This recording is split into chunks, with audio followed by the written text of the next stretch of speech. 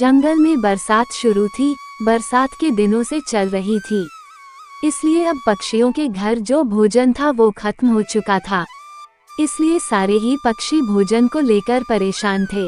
वो तो यार अच्छा हुआ तुम मेरी तरफ ये साउंड आ गया यहाँ पर। आ गए, मैं भी आपके पास आने ही वाला था। क्या हुआ कुकू, आप क्यों मेरे पास आने वाले थे? मेरे घर में सारा भोजन खत्म हो गया है, भूख सता रही थी। मैंने सोचा कि शायद मुझे आपसे कुछ खाने को मिल जाए। क्या बताऊं, मैं तो कल से भूखा हूँ। अगर मेरे घर में कुछ खाने को होता तो ऐसी बारिश में मैं आपके पास न आता। नहीं, हम कोशिश करेंगे, हम जिंदा रहने के लिए उड़ेंगे, हम भोजन की खोज में जाएंगे। परंतु सोनी चिड़िया, ऐसी बारिश में भोजन की खोज करना बहुत मुश्किल है। हम चिड़िया के पास जाते हैं, हो सकता है चिड़िया बहन से हमें कुछ खाने को मिल जाए। ऐसे कुकू और सोनी चिड़िया की तरफ जाते हैं। चिड़िया बहन प्लीज एक दाना ही दे दे, मैं बहुत भूखा हूँ। मैं क्या करूँ, मेरे भी 2 बच्चे हैं, जो भोजन था मैंने अपने दोनों बच्चों को खिला दिया। मैं तो खुद भूखी हूँ। वो सामने एक दाना जो पड़ा है वो मैंने अपने बच्चों के लिए रखा हुआ है, उन्हें आधा आधा करके शाम को दूंगी तो फिर मैं मर जाऊंगा भूख। कुकू दोस्तों, मेरे पास तो केवल एक दाना का था जो कि ने भी लिया है। मैं भी भूखी हूँ और मुझे शाम की फिक्र हो रही है कि शाम को मैं अपने बच्चों को क्या दूंगी। खाने में चिड़िया बहन बहुत मुश्किल है, परंतु अगर हम हिम्मत करें तो हम जंगल के इलाके से भोजन की खोज कर सकते हैं। अगर आप मेरे साथ जाए तो मैं भी जाना चाहूँगी, क्योंकि मैं अपने बच्चों को भूखा नहीं देख सकती। परंतु मेरे बच्चे अकेले बारिश में डरेंगे और इन्हें मैं साथ भी तो नहीं लेकर जा सकती।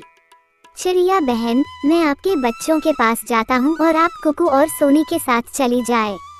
परंतु आते हुए मेरे लिए भी थोड़ा सा भोजन लेती।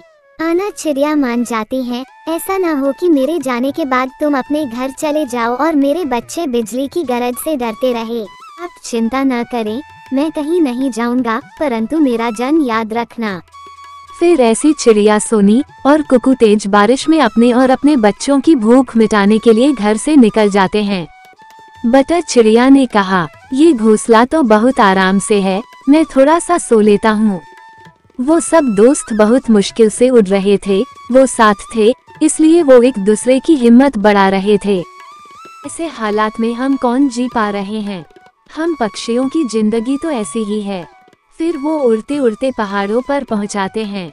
बाकी जंगल में तो हर दिशा में पानी ही पानी था। केवल पहाड़ों के आसपास जो ऊपर का ऊंचाई था वही बारिश के पानी से बचा हुआ था। उन्हें एक जगह कुछ चावल के पौधे नजर आते हैं।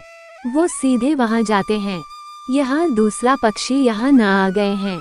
अगर इन्होंने ये चावल के दाने खा लिए तो मुझे भूखा रहना पड़ेगा। वहाँ चलते हैं। सा सोचते हुए वो उल्लू अपनी गुफा से बाहर निकालता है। ठहरो, चोंच न लगाना इन चावल के पौधों को। तुम सब जानते हो कि मैं इस गुफा में रहता हूँ और मेरे घर के आसपास का सारा भोजन मेरा है। उल्लू जी, हम बहुत भूखे हैं और अब तो हमारे पेट में ठीक से चूहे भी दौड़ कर थक गए हैं।